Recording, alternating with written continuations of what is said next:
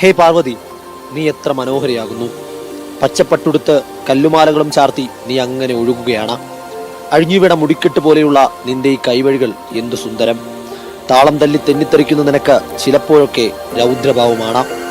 അപ്പോഴും ഞാൻ പറയട്ടെ, പാർവതി നീ അത്രമേൽ തന്നെ മനോഹരിയായിരിക്കുന്നു.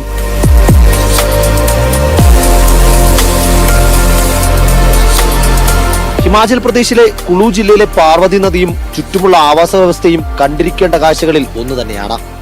മനം മയക്കുന്ന ദൃശ്യഭംഗിയുടെയും സൂര്യാസ്തമയങ്ങളുടെയും നാട്. പർബതി ചുരത്തിന് താഴെയുള്ള മാൻതല ഹിമാനിയിൽ നിന്ന് ഉത്ഭവിക്കുന്ന പാർവതി ബിയാസ് നദിയുടെ പോഷക നദിയാണ്. ഹിമാലയത്തിലെ മലമടക്കുകളിലൂടെ ചുറ്റി സഞ്ചരിച്ച് അതിസുന്ദരമായ ഒരു താഴ്വര തന്നെ പാർവതി ഇവിടെ നിർമ്മിച്ചിട്ടുണ്ട്.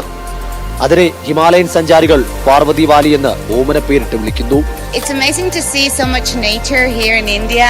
I've been coming from very busy cities, so this is definitely relaxing. And look at this water, the river, the mountains, the snow. It's like really, really amazing.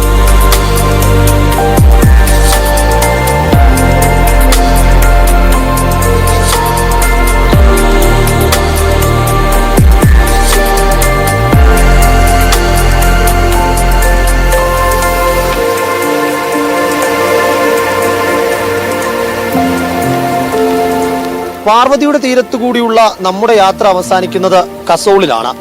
യുവാക്കളുടെയും ഹിപ്പികളുടെയും പ്രധാനപ്പെട്ട ഇടമായതിനാൽ ഇന്ത്യൻ ആംസ്റ്റർഡാം എന്നൊരു പേര് കൂടി പാർവതി വാലിക്കുണ്ട്.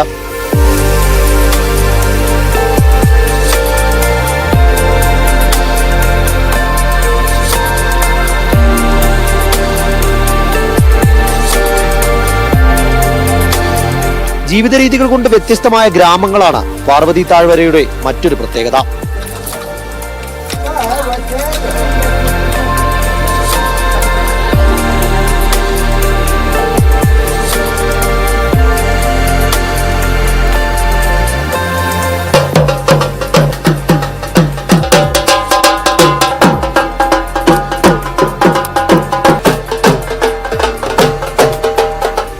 ഈ ആനന്ദത്തിനപ്പുറം കഴിഞ്ഞുപോയ ഒരു പ്രളയകാലത്തിന്റെ നടുക്കുന്ന ശേഷിപ്പുകളും പേരെയാണ് ഇവിടുത്തെ മനുഷ്യർ ജീവിക്കുന്നത്. കുത്തിയൊലിച്ചുപോയ പോക്കിൽ ഇരുവശത്തുണ്ടായിരുന്നതൊക്കെയും പാർവതി എന്ന് തകർത്തെറിഞ്ഞു. 2-3 बादल इकट्ठा फट गया, उससे आता है फ्लड. ये घर तो कुछ नहीं, यहाँ बहुत सारे घर था पहले, वो घर सब फ्लड में चला गया.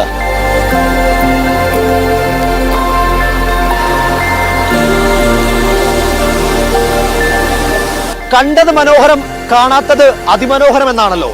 അങ്ങനെയുള്ള അതിമനോഹര കാഴ്ചകൾ എങ്ങനെ നിങ്ങളെ പറഞ്ഞറിയിക്കണമെന്നറിയാത്ത അവസ്ഥയിലാണ് ഞാനുള്ളത്. എന്നേക്കാൾ കൂടുതൽ പാർവതി നദിയെ പ്രണയിക്കുന്നു എന്ന് അവകാശപ്പെടുന്ന ക്യാമറ പേഴ്സൺ സഞ്ജു പൊറ്റമലിനൊപ്പം ഗോപാൽ ശീലാസനൽ, മീഡിയ 1, കസോൾ.